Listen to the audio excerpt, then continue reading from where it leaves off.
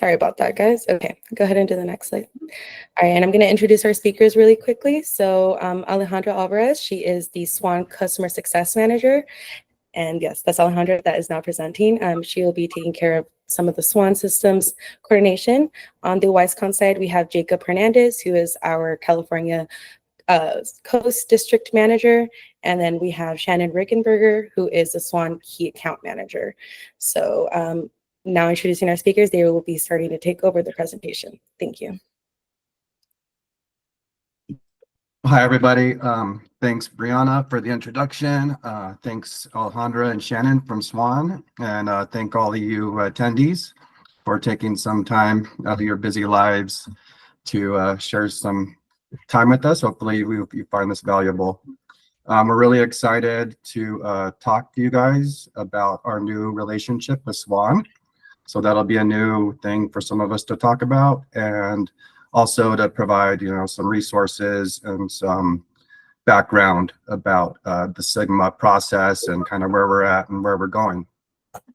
But just to start off as an introduction to WiseConn, for those of you that are not familiar with us, we are a Chilean-based company, started out in Chile in 2006.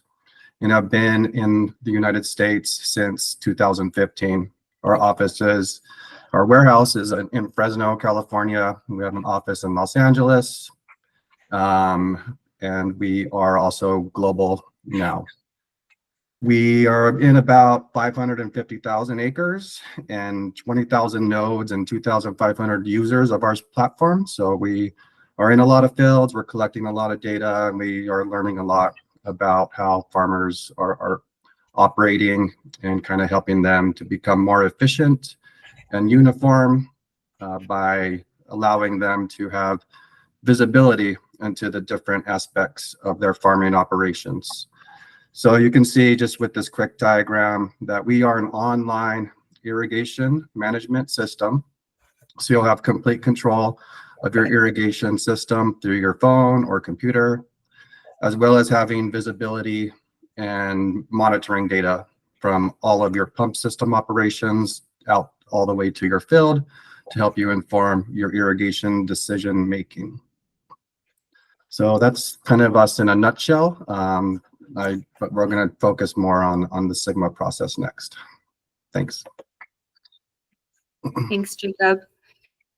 So SWAN Systems, we really enjoy partnering with WiseConn, so we're happy to be here with them today. We've had the pleasure of meeting a handful of you, but a quick review of who SWAN is. So SWAN Systems is an Australian-based company, started in 2016, officially as SWAN, but our founders are longtime agronomists, and we started in California in 2022. So we have a team both in Australia and California, so there's always somebody online to help you. We're in 11 different countries. And the main thing about SWAN is that we are a software as a service. So we are a software-based system that is focused on irrigation and nutrition. So that's why we love partnering with our different partners that are focused on equipment, because we do a great job with the software. They're already doing a great job with the hardware. So, focus on the stuff that you're good at. So our software is able to encompass a lot of different aspects of your farming practices. Most importantly, simplifying irrigation, water counting, water management, which is a lot what we're going to talk about today. Optimizing your farm data, again, part of today's conversation, custom reporting, nutrient planning, and spatial imaging. So a lot of the stuff that SWAN already does really does complement a lot of the Sigma information that we're going to review today. Thanks, Alejandra. Seamless integration and companies with common goals really make the partnership between SWAN and WiseConn so valuable. This slide will show you just a diagram of how WiseConn and SWAN work together. WiseConn obviously has the nodes in the field. They have the equipment. The data collected from those nodes feeds into SWAN System. SWAN Systems is an irrigation technology optimization platform. So we take data from all of that data and analyze it to provide you with the ability to make decisions based on the data that you have. We also can recommend our system suggested irrigation, which feeds back to drop control once you've approved that irrigation plan. Excuse me. So it's a seamless process when you collect, analyze, recommend, and implement the information from both companies. Our irrigation recommendations do have to be approved by a grower. They are not something that is mandated by SWAN, and that information does get fed back into WiseConn. We do receive data on a consistent basis from those nodes and keep those reports up to date for you.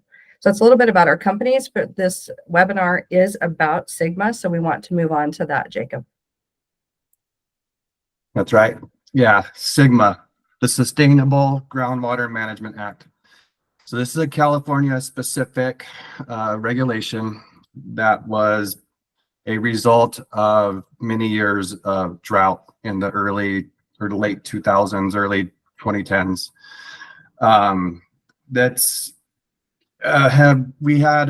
I'm sure some of you lived through it, but particularly in Paso Robles, we were seeing declines in the groundwater basins. California has traditionally not managed their groundwater.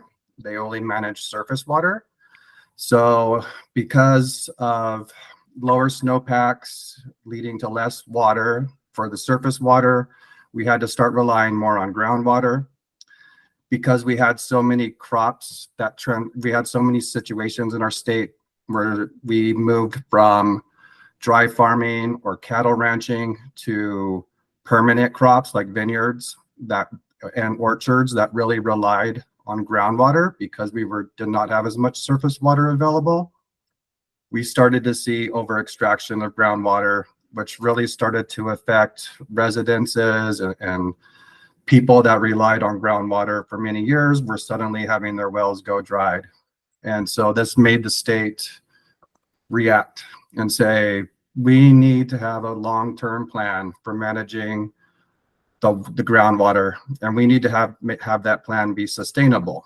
So we can only take in or take out what is going back in, and that needs to be managed by, now that is being managed by agencies, and we'll go into those groundwater sustainability agencies and the different plans that they use.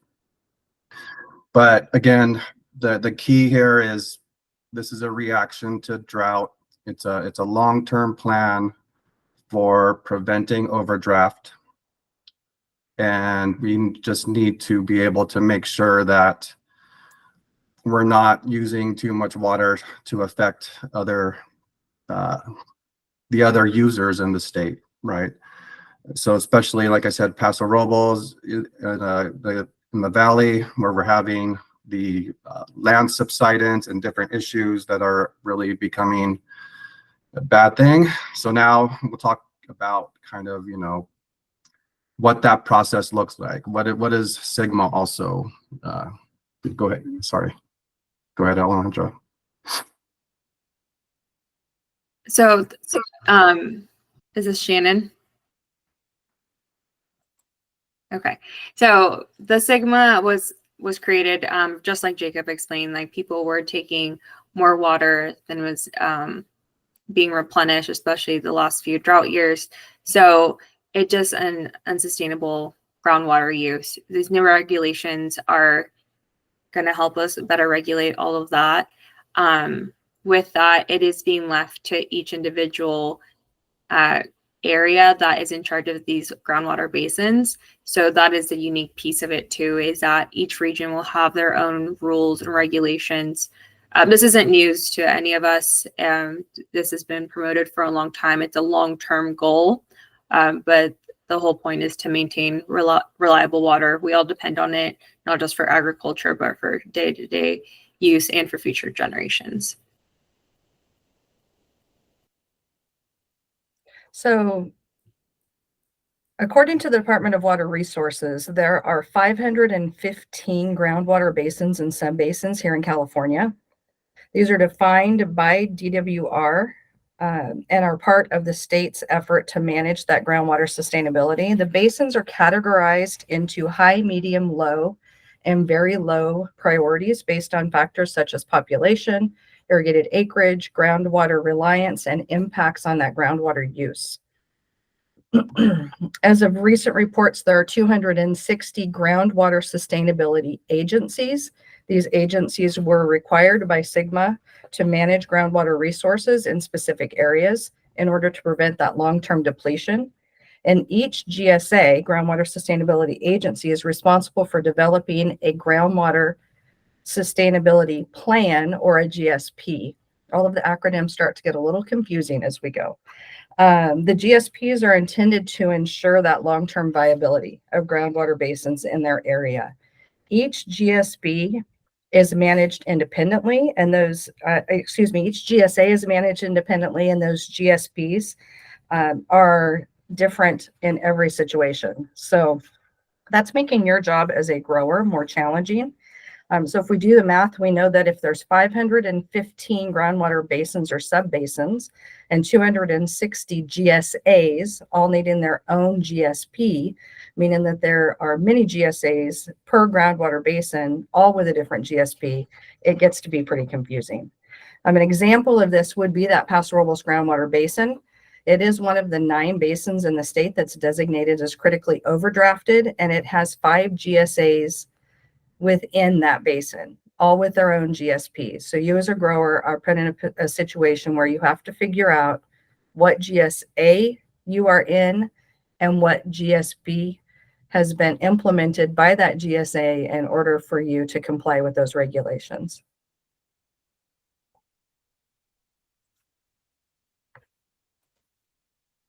Yeah, that's right, Shannon. So here's a good resource for you to understand, where am I at in California? Am I in one of these critical basins?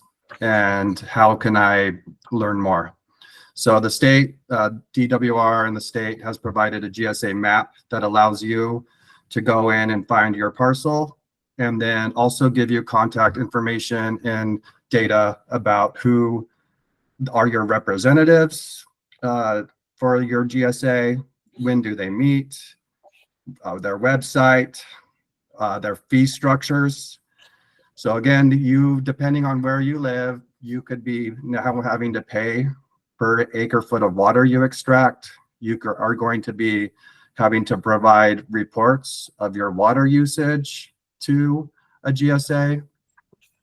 So it is highly recommended and encouraged that if you have not been involved in this process yet, that you inform yourself by reviewing your GSP from your specific region and understanding what regulations are going to be affecting you. What can you do to get ready for your reporting to be in compliance?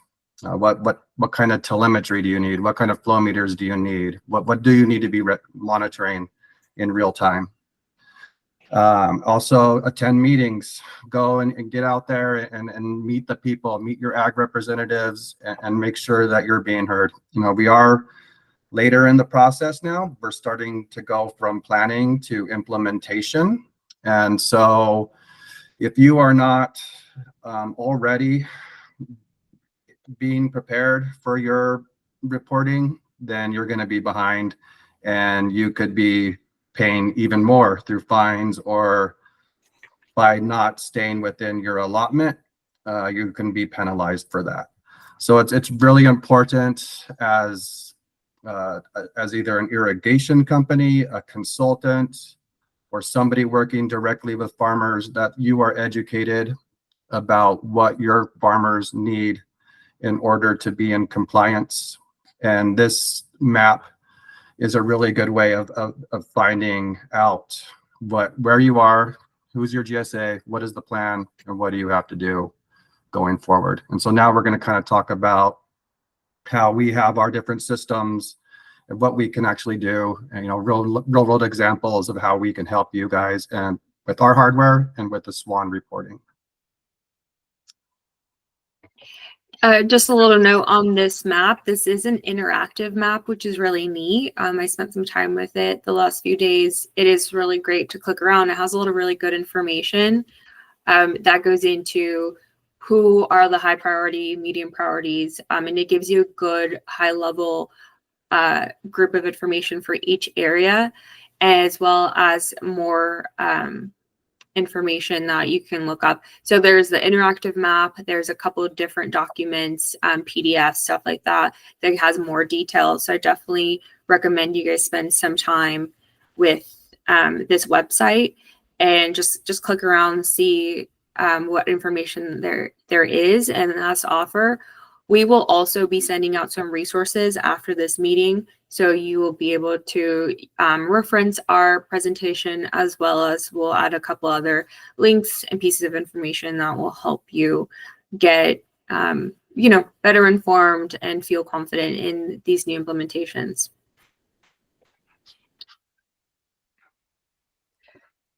So how does Sigma impact you directly as a farmer? It's significant. Particularly on those that are relying on groundwater for irrigation. Sigma's goal is to ensure long-term sustainability of groundwater resources. Some of those direct impacts to you would be water use monitoring, obviously. Limits on groundwater pumping can reduce that water available for irrigation. Go back, there you go. Sorry. That's okay. Farmers are facing restrictions on how much groundwater they can pump, especially in areas where aquifers are overdrawn. You have increased costs, potentially investing in new technology, efficient irrigation systems, repairs, doing pumping and well tests, purchasing water where it's available. And then you also have the added possibility of needing to fallow some land.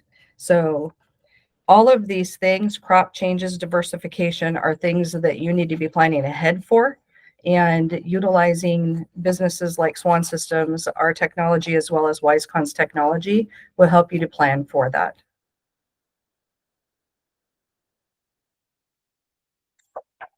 Right. So now, kind of some ways that we can help you. Depending on where you live and what your GSP says and what the kind of how your GSA is it going, they're going to be they're mainly looking at wells and your extractions. So a good way to be involved and to know what's going on is to have, hopefully you already are tracking your wells somehow, right? Most of us have flow meters already, so we know how much we're using. But how accurate is that meter? How old is it? You're going to want to make sure that you have good information to make decisions with and to know where you're at in the process, because you probably are going to be restricted on how much water you can apply per acre or how much you can extract.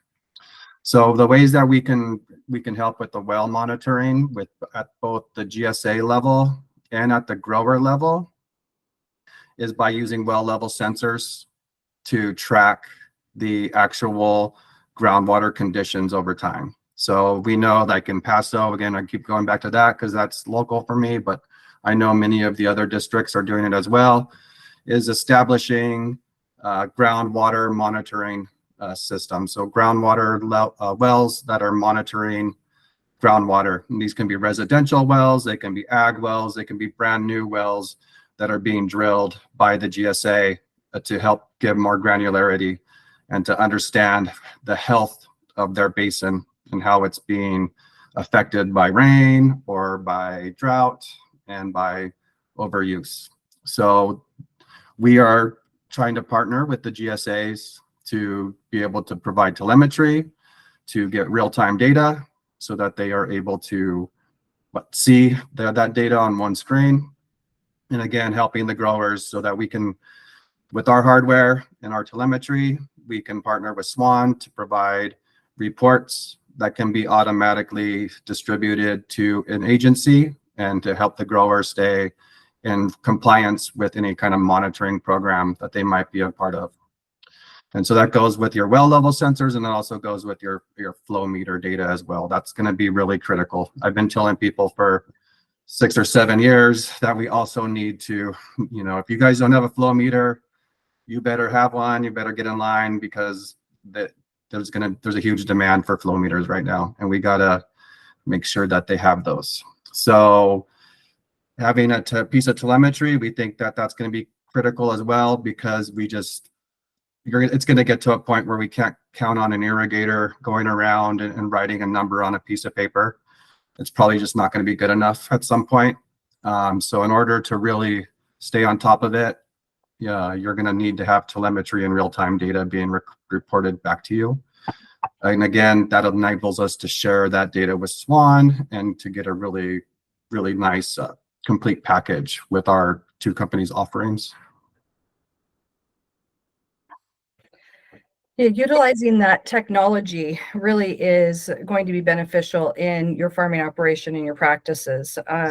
They talk about you can't manage what you can't measure, and that really is going to be coming into play. I had somebody actually give me an example of that the other day that I thought was quite useful, so I'll share that with you. Your checking account is the same type of measurement tool. If you don't know how much is going into your checking account and you don't know how much you are spending from that checking account, you have no idea how much is left. And that's basically the same theory that we're looking at here with our water. We have to know where that water is coming from, how much we're using, where it's going, what we have left. And our budgeting tool allows for that. You're getting a lot of different information from that automated data collection, that real-time monitoring with drop control, sending all of that data into SWAN Systems, and utilizing our water supply manager gives you accurate, up-to-date information. It's very important for us to work as closely as possible with the GSAs in order to make that reporting process for our customers seamless. That's something that we continue to work on. It's something we strive for. We want to be a tool from both companies, WiseConn and SWAN Systems, that benefits you, makes your life easier, does not make it more challenging.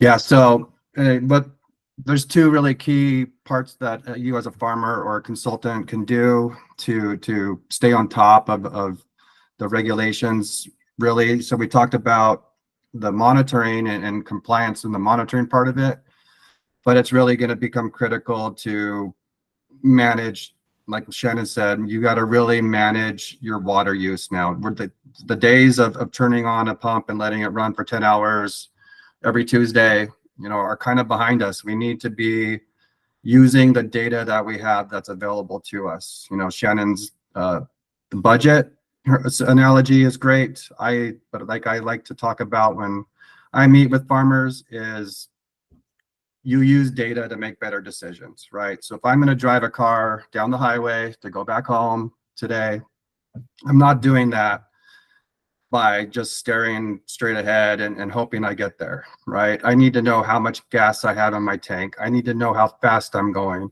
I need to be having all of these different data inputs to make better decisions to get myself home safely. And so if I do have the right data or software, or sorry, if I have the right sensors and telemetry in the field, I'm able to get data to make better decisions. And so like we've mentioned, a big part of what you're going to also need to be able to do in addition to the monitoring, or sorry, the record keeping and reporting, is getting better at using your water, being more efficient, knowing how efficient your pump systems are, how uniformly are you applying that water to the field? Are you taking advantage of every drop of water that's available to you and applying it most efficiently? We all know the cost of fertilizers are going up, the cost of everything is going up. And so the more you might have to invest in the hardware and the technology to get you there, but by doing so, you are able to find inefficiencies in your operations, and you can become a more wiser user of what you have available to you. And that's going to benefit the whole state of California, the whole industry. I mean, we all see that we need to go that direction, and these are kind of the things that we need to do to get there. So weather stations to monitor evapotranspiration, and soil moisture sensors, plant data, so that I'm able to, instead of just doing a traditional calendar schedule, I'm only applying as much as the crop needs for any given time.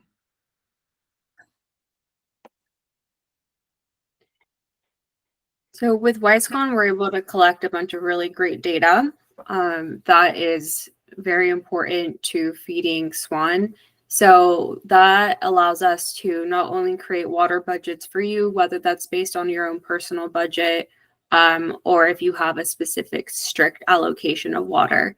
So with our water supply manager tool, you're able to track all your different pieces of infrastructure, whether that's a well or, that's water from the canal, wherever your water's coming from. And then that feeds into a specific allocation. We're able to manage that in SWAN. If you have automatic flow readings coming in from any of those points of water, that will be automatically tracked in SWAN, and you will consistently have an update on how much water have you used to date based off your budget, and where does that sit with your allocation for the whole season.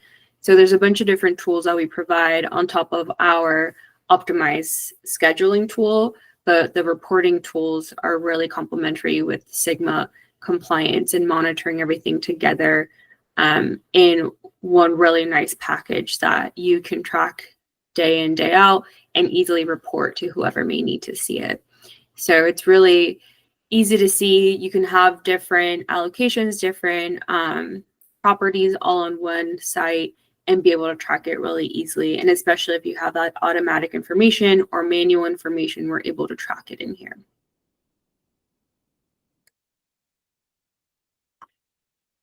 Water budgeting is a big piece of what we focus on as well. So you are able to create a water budget based off of an actual budget if you do have a limitation, or just a personal goal, sustainability goal that you may have. And so with that, we're able to coordinate how much water you should spend at different times of the year. So we are able to focus on a forecasted ET that obviously takes into consideration rainfall, weather events, anything like that. It is a 7-day climatic model that is feeding this. So you are able to track all that information and then create these really nice and easy reports that you can use internally, or if you have to send this to anybody. All that information is tracked, again, all on the same dashboard. If you do have automation on your property, that's constantly being fed into the model, so it's up to date consistently. You're not having to chase down a clipboard or anything like that. Or, nobody's putting an extra number in there by accident. It's, easy to get that information from the automation partners.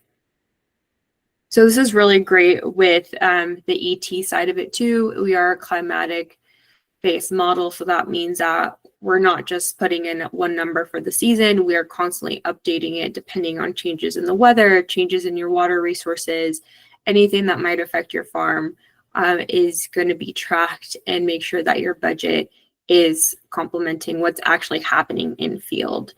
So you can see here, the dark blue are actual irrigation events, and the light blue are budgets. So the budget, it's going to be just like an average number, but the actuals are going to be, varying from day to day, just depending on what's happening.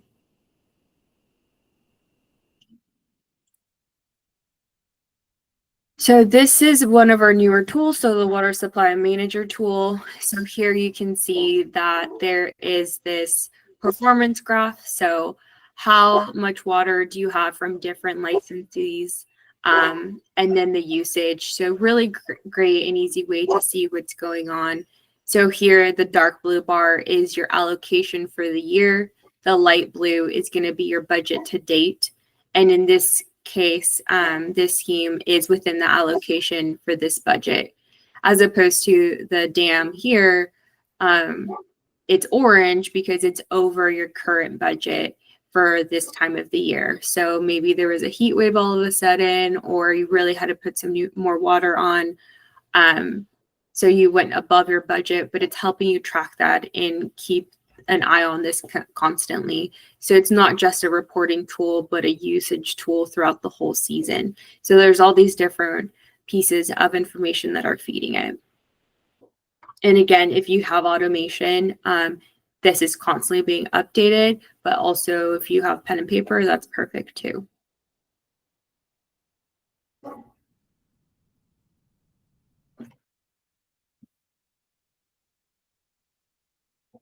You're muted, Shannon. I do that on purpose and then I forget to come off.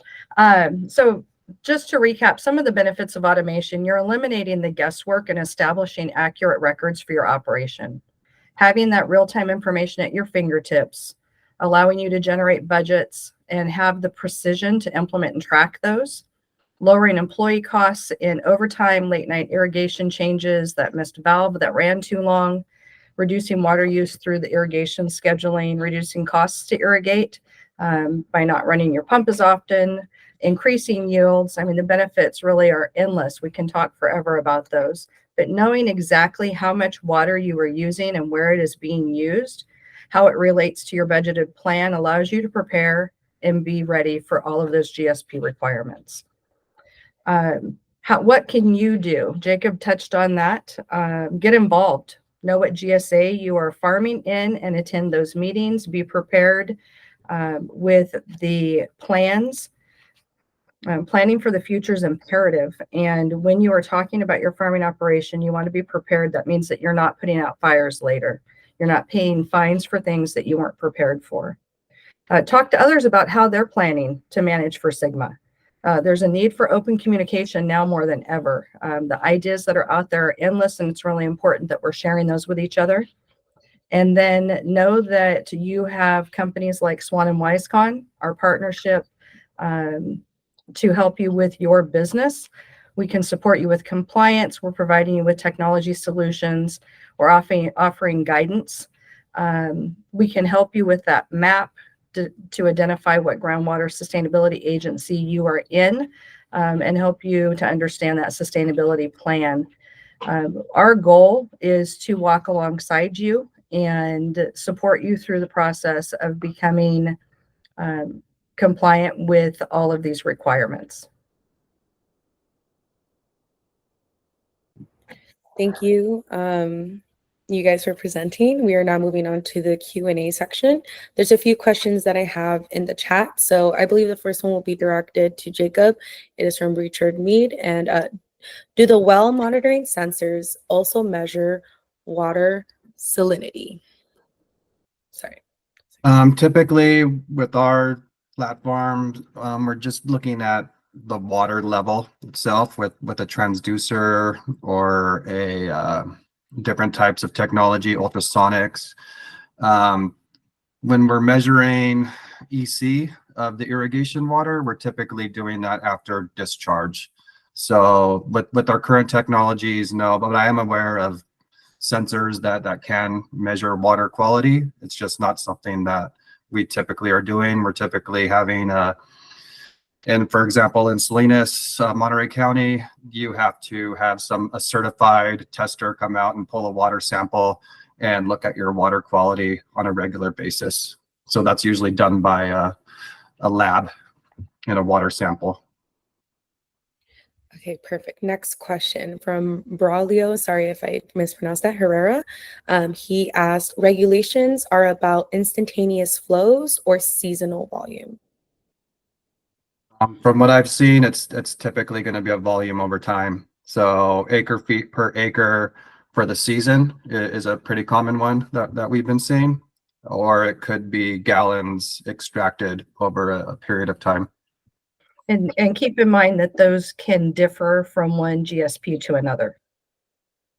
Perfect. I have another question from Richard Mead. The question is, does WiseConn/SWAN integrate with either Phytech or Tretoscope plant-based irrigation scheduling sensors? Yes, we do have dendrometers and other plant sensors that we are incorporated with. That would be something that you could work with that I didn't mention, but we work with the different irrigation companies throughout California. And so that would be something that they could help you choose the right plant sensor for your project. And that Kenny, data, do you want to add to that? yeah, that Sorry. data would go on to our data hub. Yes. Okay, another question from Braulio. So what resolution data density is required for compliance? Again, that's going to be on a case-by-case basis, depending on what GSA you're in. So it could be anything from an irrigator writing down a number on a piece of paper every month, or you getting real-time data every minute through telemetry. Really, you know, that kind of just comes down to you as an individual and then what the GSP is requiring. And the reporting requirements for those are different as well. So some GSPs are going to require that be more often than others. So again, being aware of what the requirements are for your specific GSP would be important. Perfect. I have a question from Richard too. I think it's going to be for Shannon. So does the dashboard provide alerts when water levels approach critical levels? So we are currently working on an alert system for SWAN Systems, and Alejandra may be able to answer this better than I. She works closer with our dev team. Yeah, so we are working on alerts, like Shannon said. We are also implementing, it's really exciting, some custom reports. So you would get automatic reports daily or weekly of different topics that SWAN manages. So if you do want a water level report for each individual piece of infrastructure, we can provide that.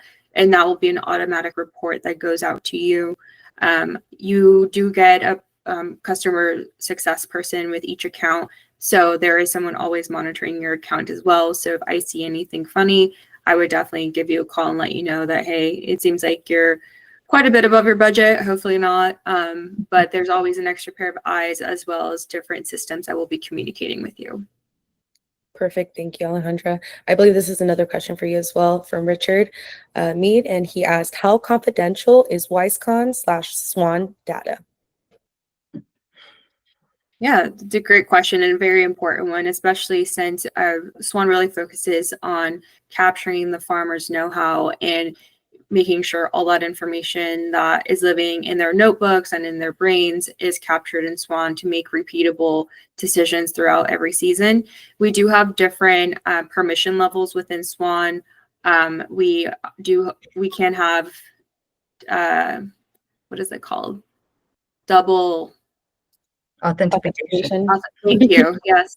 So there's different ways that you can log in and have permission. So if you don't want your irrigator to make any changes, they can have viewership as opposed to you, the farmer, would have admin. So we have 5 different levels. With WiseConn as well, we can make all of that data private. And so you wouldn't be able to see, you know, which valve is where. And just internally, we also have different ways to manage access. And all of the data on SWAN Systems belongs to the grower, just for clarification. It's not something that belongs to SWAN. Yeah, same with WiseConn. The data belongs to the farmer. We're not sharing that with any agencies or any government entities. It belongs to the farmer, and we will only share that when the farmer gives permission. For example, sending an automated report to an agency. Yeah, perfect. Even with, sorry, Brianna, even with the automatic irrigation that happens between SWAN and WiseConn, so you create your perfect schedule based off of your needs for that week. You send that over to WiseConn to turn on those valves. You will still have to make sure that is correct and appropriate for your farm. So we are just pushing data one way or another. There will always be the owner's eyes on it. So you'll never just have the valves turn on, you know, randomly. There will always be somebody else checking in and making sure it's correct for you. Thank you, Alejandra. Following to the next question is from Braulio, and I believe Jacob probably could answer this one. So can you discriminate between different wells depending on dynamic levels to choose extraction from more energy efficient wells? Yeah, I've heard people that have this situation a lot. It can be done. We can give you the data of that well level data so that you can see drawdown and recharge, but that would be something that the individual farmer would be making that decision to choose which pumping system at any given time. We don't have an algorithm that decides which well to use for you. It would be a customer decision. Thank We you, can also Jacob. have budgets within a budget. So if you have a preferred well at the beginning of the season versus later in the season, we can also help you track that and create a schedule and a budget for the season based off of that. So again, like Jacob said, it'll be farmer based. Perfect. Thank you, Alejandra. I have a question from Habib Ullah, and I'm sorry if I pronounced that wrong, but okay. So he has two questions. Question number one, what are the key cost drivers for growers in complying with Sigma groundwater regulations? That'll be the first question. Well, I think the key cost drivers really are going to come down to how much is that water going to cost you and is it available? The importance of water in your operation is, it's a necessary expense. So looking at how to be most efficient with that water is a driver. If you are looking to eliminate pumping during peak energy times, if you're looking at which well, like we were just talking about, is most cost efficient to run at a specific time, what water is available, how much that water costs, and where it's coming from. And I think those are huge in when you're talking about the water situation on your farming operation. I think that the thing here is that in the past, if you were a groundwater user before Sigma, you were only paying for the cost to install the well and to run your drip hose out to the field. And then you were paying your electrical bill or your gas bill, whatever it took for you to pull that water up. Now the GSAs have authority, and a lot of them are charging you on a per acre basis just because you exist in the GSA. So they have a flat rate per acre that they're now charging. Plus, some of them are now also being charged for every acre foot of water that they've extracted from the basin. So those are new costs, new water driven costs that did not exist in the past. So that's a huge thing. You know, you're paying for something that you never had to pay for in the past. Right. Okay, perfect. And his second question is, what role does technology, precision agriculture, water efficiency, and water metering play in reducing the regulatory compliance cost for farmers? Yeah, so again, I kind of mentioned this, but we are now in some of these depending on where you're at, and some of these GSPs are saying if you grow grapes, then you get 1.2 acre feet per acre.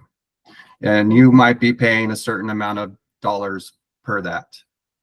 Now, if you go over that amount, you're going to be paying substantially more money. You're going to get a penalty for that.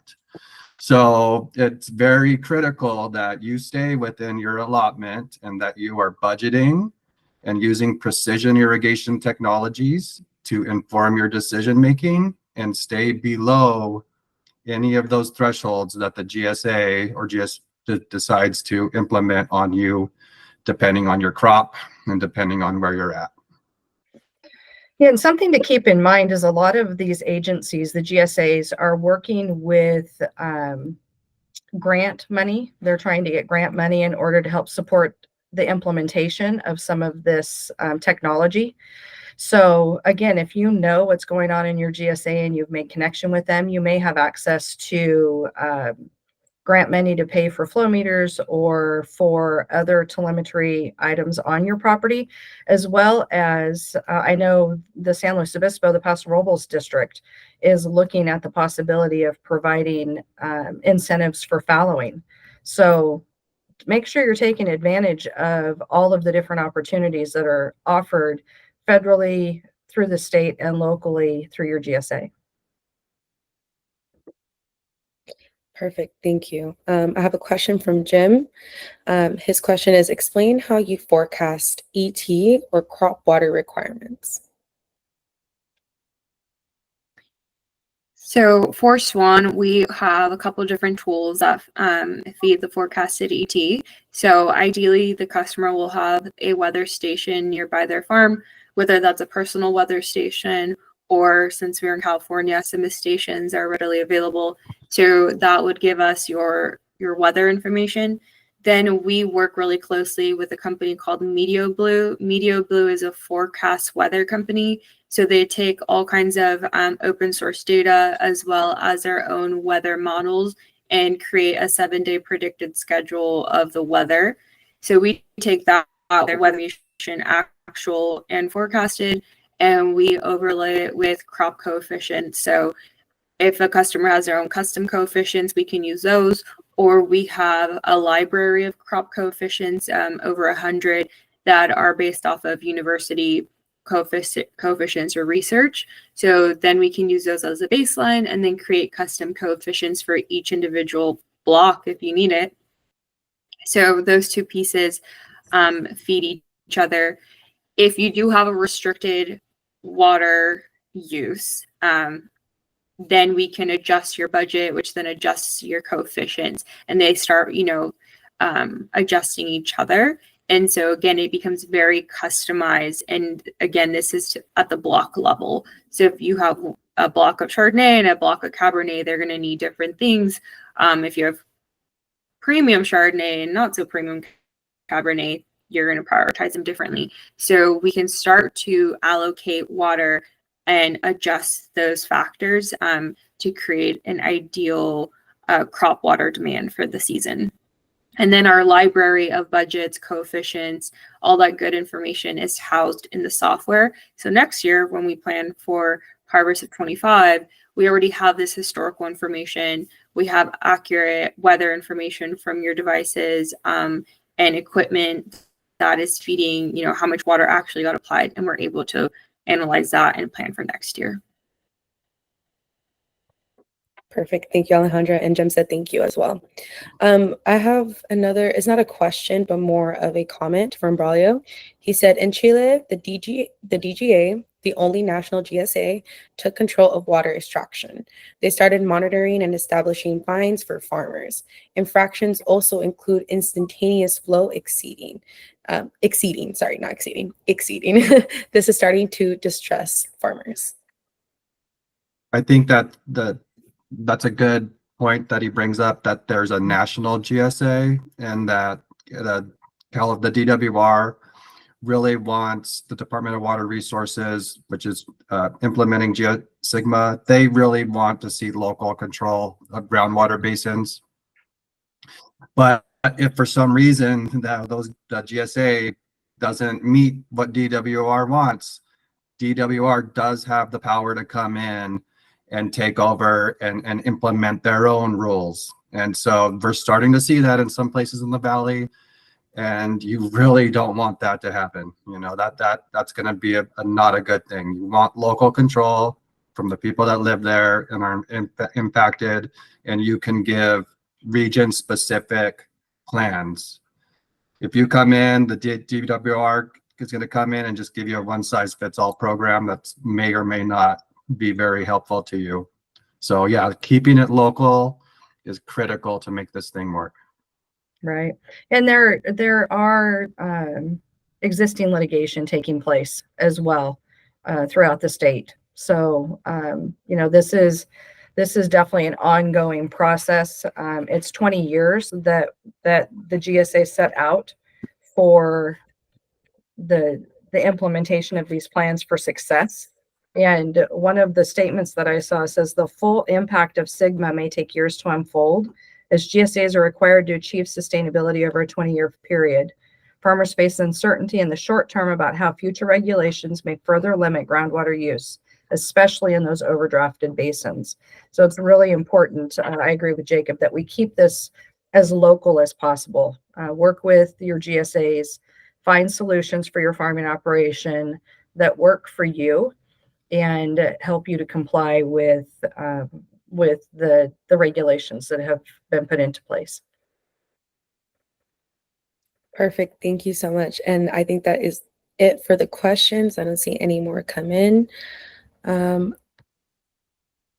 just had a quick comment. Agriculture is over 60% use of water, socially guilty of using a lot of water to produce food. I do not know. Probably just kind of like a statement, but thank you, Braulio, for that. Thank you all for joining us and taking time out of your day to sit with us and talk about Sigma and all the compliances and everything that has to do with these groundwater sustainability. We really appreciate it. If you guys want to scan this QR code, you could submit your information and one of our team members could contact you for any questions you guys might have about GSAs, your farm specifically, or anything else you guys might have. You could also contact Jacob, Alejandra, or Shannon with their contact details on the left.